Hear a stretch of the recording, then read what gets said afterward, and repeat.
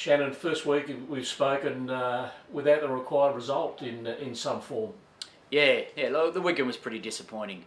We started the game quite well and we're into a pretty stiff breeze, and I thought we defended really well, and I thought we applied a lot of pressure under those circumstances. But as the game grew on, we put a lot more pressure on ourselves, and obviously a Southern District side playing down at Foreshore, they're a very tough team to beat, and they got a bit of wind in their sails and inverted the pressure back onto us, and we were unable to get that away. Even so, late in the game before they really sort of kicked on, 13-10, with a lot of the second half to go. Yeah, look, we failed at the collision. First and foremost, we didn't win that battle at all, and that set up a pretty dire scenario that we weren't able to one, apply pressure with ball in hand, and secondly, in our defensive line, we were soaking metres, and that's something that's really uncharacteristic of our group, and it's been a really good wake-up call. It's a little bit of a circuit breaker in some regard, that we're getting away with a little bit around that and still being able to pull the result, and against a very good Southern District side who really fought to the end. They showed us that we can't get away with being sloppy in those areas, so it's a really good wake-up call for us. There's some fortresses around the Shute Shield. Foreshore Rugby Park's one of them, North Sydney Oval Ringer Rugby Park, but that's a toughie down there, isn't it? Oh, it is. They're a very parochial crowd. They're very close, and it's a tough place to win. I know myself, in the time that I've had in the Shute Shield over the past few years, it's been a really tough place to win. So, I'm really disappointed because of the first half that we put on. Into the wind, and I was really disappointed we didn't get some more points there, but then we really clocked off in the second half, and we allowed that home ground noise to get louder. A couple of sore bodies, a few injuries out of the game, which says something about the physicality of it. Yeah, it was a pretty brutal game.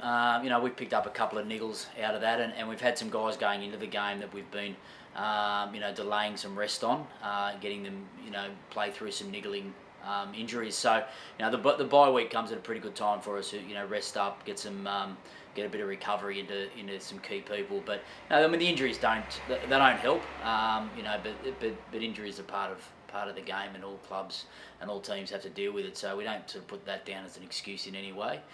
Disrupted a little bit around what we were doing, but we need to be better than that. The bye week, what are you doing to get better for the next round game? Yeah, look, we've taken this time to really look at not only the weekend's performance, but we've sort of connected it to the last 3 or 4 games, and looked at ways that, or little trends that were starting to sort of come into our game a little bit. So we've really sort of identified areas that we need to be very, very hard on ourselves, and we've started that this week with our training. The guys will have a good weekend off. We'll get away from football, clear heads, and come back refreshed next week, ready for Eastern Suburbs. Ladies' Day against Eastern Suburbs. It's obviously a big day.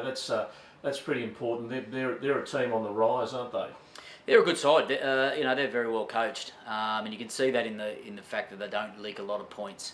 They've had some inconsistent results, but they're not leaking a lot of points. So they're very well coached around their defence, and we've got to be really, really careful around that. That we have the ability to invert pressure. And don't let their defensive line, their defensive structures control how we play. We've got to be really accurate when we've got the ball, so that we can make sure that we can get some points while we've got possession. Hugh Sinclair, broken jaw, had the operation. How's he tracking for a comeback? Yeah, he's tracking well. I'm not sure he's into solid foods all that regularly at the moment, but look, he's tracking well. We've earmarked a period of time for him to be back, and at the moment we're pretty comfortable that he's on target for that, which pretty soon. A couple of other knocks from the weekend, Dave Henaway and George Miller. Yeah, they're at the moment going through some scans. They could miss a couple of weeks, but we're not quite sure to the extent. We've kept them off their feet this week, and we'll see how they go when they sort of had a few days off their feet. Not ideal, but like it's just part of the game, and we've just got to make sure that the people that are ready to step into those shoes, if they do miss games, that they're ready to step up to the standards we expect. This week's bye, a help or a hindrance? Oh no, it's a help at this stage. You know, we've had a pretty brutal first 9 weeks. We've had guys carrying some niggles, and you know, it's a good time to stop from a physical perspective. Just stop for a few days and relax and let the body recover. You know, and it's probably come at an unfortunate time following our first loss, so we sort of carry that for a longer period before we get the opportunity to rectify that. But it also has allowed us, without a rushed preparation into our next week, to really dissect what we've been doing the last couple of weeks and make sure that we're really accurate on the areas we need to improve. So no, I think it's definitely a good weekend off. Shannon, let's talk next week. Thank you.